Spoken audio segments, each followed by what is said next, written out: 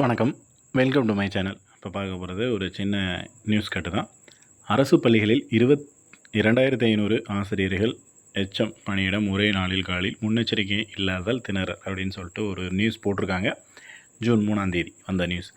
தமிழகத்தில் அரசு பள்ளிகளில் மே 31 2,500 ஆசிரியர்கள், தலைமை ஆசிரியர்கள் ஒரே நாளில் ஓய்வு பெற்றனர். இது தொடர்பாக முன்னெச்சரிக்கை இல்லாததால் முதல் நாளில் மாணவர்களுக்கு நலத்திட்டம் வழங்குவதில் சிரமம் ஏற்பட்டது. கோடை விடுமுறைக்கு பின் நேற்று பள்ளிகளில் திறக்கப்பட்டன. ஒவ்வொரு ஆண்டும் அரசு பள்ளிகளில் முதல் நாளே புத்தகம், நோட்டு உள்ளிட்ட அனைத்து நலத்திட்டங்களை மாணவர்களுக்கு வழங்க கல்வித்துறை உத்தரவிட்டுள்ளது. நேற்று அதற்கான பணிகளில் ஆசிரியர்கள், அலுவலர்கள் ஈடுபட்டனர். ஆனால் சில பள்ளிகளில் ஆசிரியர்கள் பற்றாக்குறை ஏற்பட்டது. இதற்கு காரணம் மே 31 மாநில அளவில் 2,500 ஆசிரியர்கள், தலைமை ஆசிரியர்கள் பணி ஓய்வு பெற்றதுதான். ஏற்கனவே 700க்கும் மேற்பட்ட உயர்நிலை பள்ளிகளில் தலைமை ஆசிரியர் பணியிடங்கள் காலியாக உள்ளன.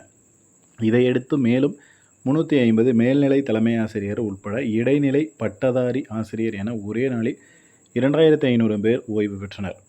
ஒரு துறையில் இதுபோல் மொத்தமாக ஓய்வு பெறும்போது அதுபோன்ற சூழலை சமாளிக்க அதிகாரிகள் தேவையான முன்னெச்சரிக்கை நடவடிக்கை எடுக்கப்படவில்லை. ஆசிரியர்கள் கூறியதாவது, ஓய்வு பெற்றோர் பட்டியலில் 1000க்கும் மேற்பட்ட இடைநிலை பட்டதாரி ஆசிரியர்கள் உள்ளனர். குறிப்பாக தொடக்கப் பள்ளிகளில் மாணவர்களுக்கு நலத்திட்டம் வழங்குவதில் சிரமம் ஏற்பட்டது.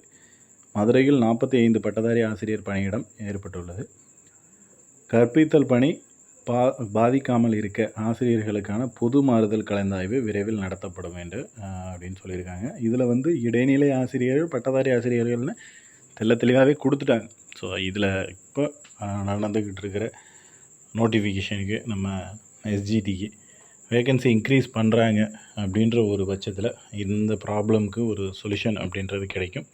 ஸோ மேபி அடுத்தடுத்த நகர்வில் என்ன நடக்குது அப்படின்றத பார்ப்போம். நம்மளும் வலுவான கோரிக்கைகள் அப்படின்றது வச்சுருக்கோம். நம்மளால் முடிஞ்ச எஃபர்ட் அப்படின்றது போட்டிருக்கோம். நம்மளுடைய கோரிக்கை அப்படின்றது மிக மிக ஆழமாகவும் அழுத்தமாகவும் இருந்திருக்கு. ஸோ இனி வரும் காலங்களில் நல்லதே நடக்கும் அப்படின்றத எதிர்பார்க்கலாம். தொடர்ச்சியாக நம்ம போடுற வீடியோவில் நோட்டிஃபிகேஷனாக வரணும்னா நம்ம சேனலை சப்ஸ்கிரைப் பண்ணுங்கள். வேறு ஏதாவது சந்தேகங்கள் இருக்குன்னா கீழே கமெண்ட் பண்ணுங்கள். நெக்ஸ்ட் எடுத்த வீடியோவில் பார்க்கலாம். தேங்க்யூ.